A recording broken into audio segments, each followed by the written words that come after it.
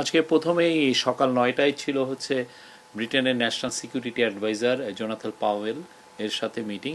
Jonathan Powell আপনারা জানেন যে খুবই ইম্পর্টেন্ট একটা ব্যক্তিত্ব পুরো পুরো ইউকেতে। আপনি ব্রিটেনে যে নর্থ আয়ারল্যান্ডে যে এই গুড ফ্রাইডে একটা এগ্রিমেন্ট হয়েছিল, যার ফলে আইরিশ আয়ারল্যান্ডের যেই এক ধরনের সিভিল ওয়ার ছিল সেইটা কিন্তু এটা বা এক যে ধরনের ট্রাবলস বলতো, এটা সিভিল ওয়ার চেয়েও বলা যায় যে ট্রাবলস যেটা ছিল সেটা কিন্তু উনি এইটা ওনার এই এগ্রিমেন্টটায় উনি এই এগ্রিমেন্টটা খুবই বড় একটা রোল প্লে করে। তো এইখানে জোনাথন পাওয়েল খুবই ব্রিটিশ লেবার পার্টির মধ্যে তার যথেষ্ট সুনাম আছে এবং উনি এখন ন্যাশনাল সিকিউরিটি অ্যাডভাইজার। তার সাথে মূলত মানে আমাদের রোহিঙ্গা ক্রাইসিস একটা বড় ইস্যু, সেটা নিয়ে আলাপ হয়েছে। বাংলাদেশের ডেমোক্রেটিক ট্রানজিশন নিয়ে আলাপ হয়েছে। আমাদের যে অ্যাসেট রিকভারি, যে জিনিসটা বারবার আমরা বলছি যে এত বিলিয়ন মানে $234 বিলিয়ন মতো বাইরে চলে গেছে, সেই টাকাটা আমরা কিভাবে রিকভার করব, সেইগুলো বিষয়ে আলাপ আলোচনা হয়েছে। তারপরে বাংলাদেশ এখন যে কনসেনসাস বিল্ডিং কমিশন যে কাজগুলো করছে, যে কনসেনসাস বিল্ডিংয়ের কাজ কিভাবে কাজগুলো হচ্ছে সেগুলো নিয়েও কথাবার্তা হয়েছে। এটা খুবই একটা ফলপ্রসূ মিটিং ছিল, খুবই সৌহার্দ্যপূর্ণ। এবং এই মিটিংয়ের আমরা এবং আরেকটা হচ্ছে যে পুরো এশিয়া জুড়ে যে মানে পিস অ্যান্ড রিজিওনাল স্ট্যাবিলিটি এগুলো নিয়েও অনেক আলোচনা হয়। মানিটা চুরি হয় কিন্তু খুব দ্রুত, মানি চুরি হয়ে অনেক দেশে চলে যায়। তো এই টাকাটা আনাটা খুবই কষ্টসাধ্য। আপনারা যদি অন্যান্য দেশের এক্সপেরিয়েন্সগুলো দেখেন, ফিলিপিন্সের এক্সপেরিয়েন্স দেখেন, আফ্রিকার দেশগুলোর এক্সপেরিয়েন্স দেখেন, এটা খুবই কষ্টসাধ্য এবং অনেক সময় নেয়। তো সেই জন্যই তো আমরা চাচ্ছি যে খুব তাড়াতাড়ি একটা জায়গায় যেতে। সেই জন্যই দেখেন এই চিফ অ্যাডভাইজারের যে আজকে যে উনি যে আসার সময় উনি কিন্তু অ্যান্টি করাপশন কমিশনের যে চেয়ারম্যান ওনার সঙ্গী হয়েছেন। তারপরে বাংলাদেশ ব্যাংকের গভর্নর ওনার সাথে সফর সঙ্গী হয়েছেন। ওনারা এসে ওনাদের মতো করে অনেকগুলো মিটিং করছেন। আজকে যেমন চিফ অ্যাডভাইজার এই অ্যান্টি করাপশন কমিশনের চেয়ারম্যান এবং বাংলাদেশ ব্যাংকের গভর্নর ওনারা জয়েন্টলি এখানে মিটিং করেছেন ন্যাশনাল ক্রাইম এজেন্সির সাথে। ন্যাশনাল ক্রাইম এজেন্সি এগুলোর ক্ষেত্রে খুব ভালো, ওদের এক্সপার্টিস আছে কিভাবে এই যে টাকাটা যে এসে পড়লো এই টাকাটা কিভাবে ট্রেল ধরা যায়, আইডেন্টিফাই করা যায় কোথায় যে ঠেকলো কিভাবে, বা এটার যদি কোনো অ্যাসেট এখানে থাকে সেটাকে কিভাবে ওর অ্যাটাচ করে দেওয়া যায়, মানে জব্দ করা যায়। সেই জন্য অলরেডি কিন্তু ওরা 2টা মুভ নিয়েছে, ব্রিটিশ পত্রিকায় এসছে। তো তাদের সাথে একটা খুব ভালো রকমের ডিসকাশন হয়েছে। এবং সাথে যেটা হয়েছে যে ওদের অন্যান্য দেশগুলো কিভাবে টাকাগুলো ফেরত পেয়েছে, যতটুকুই তারা পাক না কেন, সেই বিষয়ে ওদের এক্সপিরিয়েন্সটা নিয়েও আজকে অনেকগুলো মিটিং, ওনারা দুজনই আজকে অনেকগুলো মিটিং করেছেন।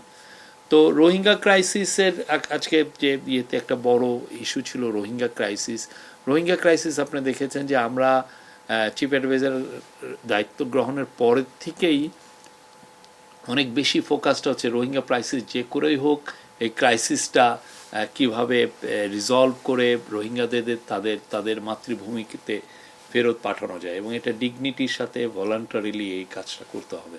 তো সেই কাজটা করার জন্য আজকে এই আলাপগুলো হয়েছে।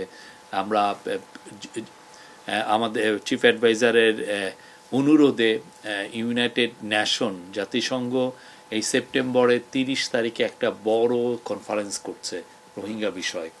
ওইখানে পৃথিবীর 170টার মতো দেশ অ্যাটেন্ড করবে। তার মধ্যে আমরা আশা করছি যে এখানে ব্রিটেনও একটা যেন বড় রোল প্লে করে। তো এই বিষয়ে আলোচনা হয়েছে। চিফ অ্যাডভাইজার আজকে এইটার পরপরই উনি চ্যাথাম হাউসে চলে যান। আপনি চ্যাথাম হাউস জানেন যে ব্রিটেনের মেন থিঙ্ক ট্যাঙ্কগুলোর একটা বড় থিঙ্ক ট্যাঙ্কগুলো, ওরা অনেক কিছু কিভাবে একটা ডিসপিউট রিজলভ করা যায়, কিভাবে একটা সিচুয়েশনকে অ্যানালাইজ করা যায় এটার জন্য, এবং অনেক কিছুতে ওরা খুবই রিমার্কেবল। এবং ওইখানে ওনাকে ব্রাউন ম্যাডক্স, যিনি চ্যাথাম হাউসের উনি প্রধান, উনি তাকে ইনভাইট করেছিলেন তার তার ইনভাইটেশনে উনি একটা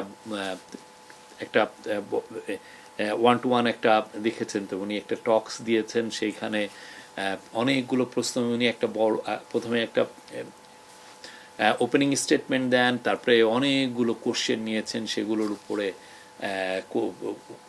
কোশ্চেনের উনি রেসপন্ড করেন। এটা প্রায় 1 ঘন্টা 17 মিনিট ওইখানে ছিলেন এই অনুষ্ঠানটা।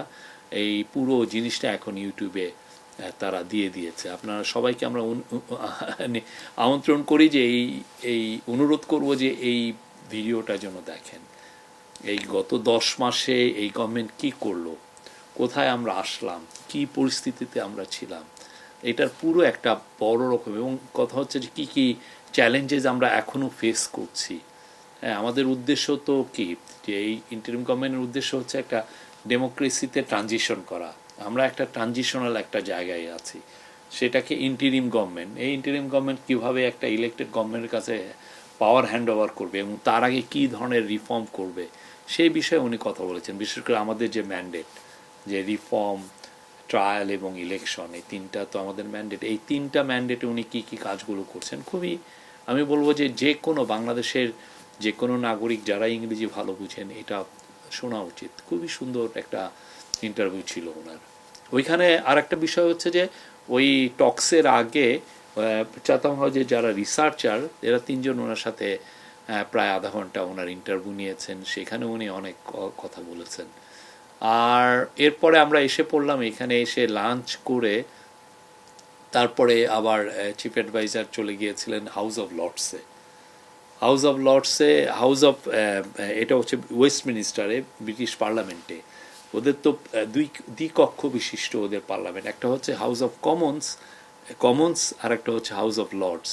এই লর্ডসটা আমরা যেহেতু বাংলাদেশের পার্টিগুলো চিন্তা করছে যে বাংলাদেশের দ্বিকক্ষ বিশিষ্ট পার্লামেন্ট চালু করতে, অনেকে এটা এগ্রি করেছেন যে না, বাংলাদেশেও একটা, আমরা আগে তো ইউনিক্যামেরাল ছিলাম, মানে এক কক্ষ বিশিষ্ট ছিলাম, তা আমরা কিভাবে এখন দ্বিকক্ষ বিশিষ্ট পার্লামেন্টের কাজগুলো কি কি, সেটা উনি কিন্তু একদম অনেকক্ষণ ধরে হাউস অফ লর্ডস কীভাবে কাজ করে, অপারেট করে, উনি কিন্তু নিবিড়ভাবে দেখলেন। হ্যাঁ, প্রায় 1 ঘন্টা ওইখানে ছিলেন। এই উনি ওরা কীভাবে ডিবেটগুলো করে, ওদের একটা ইন্টারনেটের একটা অফকমের একটা ইস্যু নিয়ে ওদের ওইখানে ডিবেট হচ্ছিল, উনি একদম ভিতরে বিশিষ্টজন যারা গেস্ট আছে সেইখানে বসে অনেকক্ষণ ধরে এটা দেখলেন। এটা একটা আমাদের জন্য একটা বড় এক্সপিরিয়েন্স ছিল। আমরা তো অলওয়েজ পার্লামেন্টে, যেটা মেন পার্লামেন্ট কমন্সের, আমরা ডিবেটগুলো দেখি, কখনো কিন্তু লর্ডসের ডিবেটগুলো হয় কীভাবে, যেখানে পিয়ার্সরা, ব্যারোনেসরা যেখানে ডিবেট করেন, যে মানে সমাজের এলিট শ্রেণীরা, সেই জায়গাটা উনি একদম নিজ চোখে দেখেন। কারণ এই জিনিসটা আসলে বাংলাদেশের পলিটিক্যাল পার্টিগুলোরও এটা আরও দেখা উচিত, যে অন্যান্য দেশে দ্বিকক্ষ বিশিষ্ট যা দেশেই পার্লামেন্ট আছে তার মানে আপার হাউসটা আসলে কিভাবে অপারেট করে। আমাদের নেইবার ইন্ডিয়াতে রাজ্যসভা আছে, রাজ্যসভাটা অনেকে ফলো করেন, তো আমরা এটা সব দেশে, কিন্তু সমস্ত পৃথিবীতে এই দ্বিকক্ষ বিশিষ্ট পার্লামেন্টের মূল কনসেপ্টটাই এসছে হচ্ছে হাউস অফ লর্ডস থেকে, মানে এই ব্রিটিশ পার্লামেন্ট থেকে, যে হাউস অফ লর্ডস হলো আপার হাউস, ওইখানে এটা কিভাবে হয় এটা উনি দেখলেন। আর ওইখানে একটা ইম্পর্টেন্ট মিটিং ছিল হচ্ছে জোনাথন রেনল্ডস হচ্ছে ইউকের স্টেট সেক্রেটারি অফ স্টেট। উনি ট্রেড এগুলো, ইনভেস্টমেন্ট এগুলো ইস্যু দেখেন, এবং উনি বাংলাদেশে কয়েকবার ভিজিটও করেছেন। হ্যাঁ, তো ওনার সাথে আলাপ হলো যে বাংলাদেশে কীভাবে ট্রেড অ্যান্ড ইনভেস্টমেন্টটা বাড়ানো যায়, ব্রিটিশ ইনভেস্টরদেরকে কীভাবে আরও উদ্বুদ্ধ করা যায়, তারপরে আমরা কিভাবে ডিজিটালাইজেশন কাজগুলো কিভাবে এগিয়ে নিতে পারি, ওদের সাথে আমাদের কী কী কোথায় কোথায় কোঅপারেশন আরও এনহান্স করা যায়।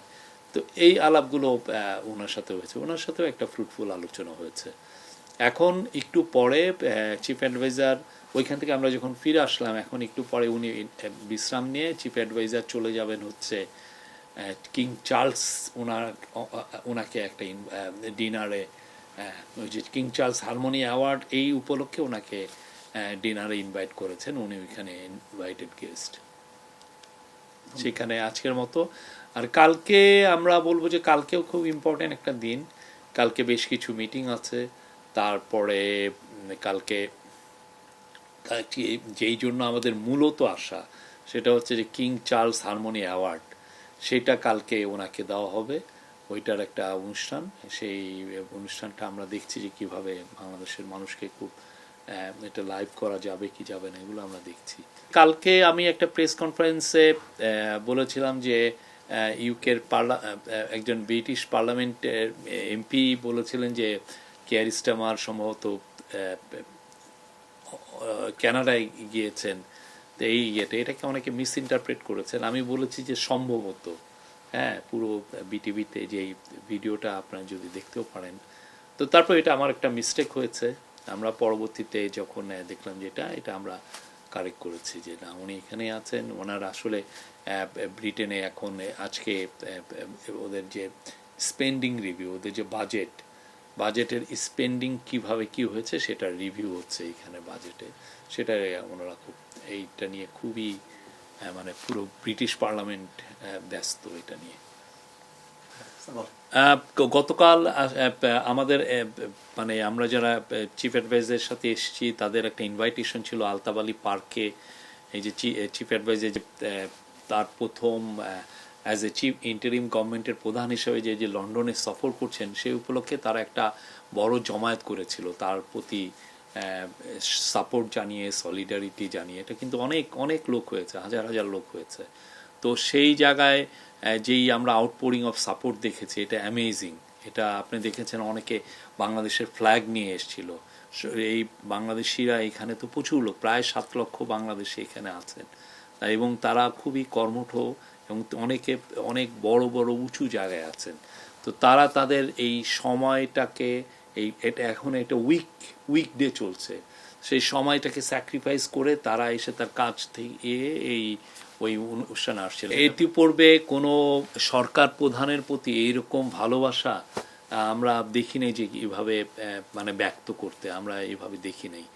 মানে প্রফেসর ইউনূস যে সবার হৃদয়ের মধ্যে আছেন, সবাই যে তাকে নিয়ে প্রাউড ফিল করেন, এটা কালকে আমরা আবারও দেখেছি। এটা একটা খুবই, সবাই প্রত্যেকে এসছেন তার প্রতি তার ভালোবাসা ব্যক্ত করতে, তার প্রতি তার অকুণ্ঠ সাপোর্ট ব্যক্ত করতে। প্রফেসর ইউনূস তরফে আমরা তাদের সবাইকে মানে থ্যাঙ্কস জানাই। এটা একটা খুবই অ্যামেজিং একটা সমাবেশ ছিল। যারা যারা এখানে জড়িত ছিলেন, যারা এই অর্গানাইজিংয়ে যারা ছিলেন, তাদের প্রতি আমাদের থ্যাঙ্কস, আমরা গ্র্যাটিটিউড প্রকাশ করছি এবং কৃতজ্ঞতা প্রকাশ করছি। এবং যারা এসছেন, অনেকে তো ধরেন এইখানে উইকেন্ড ছাড়া এইখানে সমাবেশ করা খুবই টাফ, তো উইকডের মধ্যে ওনারা এই আয়োজনটা করেছেন। অনেক লোক এসছেন বা অনেকে ন্যাশনাল ফ্ল্যাগ নিয়ে আসছেন বাংলাদেশের প্রতি তাদের সব ভালোবাসা ব্যক্ত করতে। এবং সবচেয়ে বড় কথা, সবাই এই যে ইন্টারিম গভর্নমেন্ট যে রিফর্মের যে কাজগুলো নিয়েছে, রিফর্ম ট্রায়াল, প্রত্যেকটা কাজে তারা তাদের পুরোপুরি সাপোর্ট জানিয়েছেন।